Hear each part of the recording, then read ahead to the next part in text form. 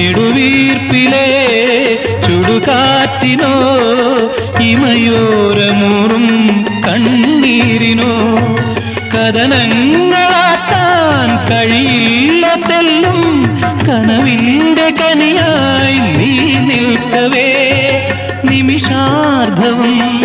യുഗദീർഘമായി സ്വരമായി നീ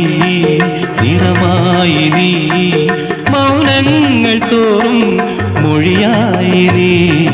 വെള്ളാരം കുന്നും മേലെ വേഴാമ്പൽ മഴ തേടും പോൽ നിന്നോർമ്മ തൻ പൊൻപാതയിൽ കണ്ണായിരം കരളായിരം ആരോമലയൻ കനവായിരം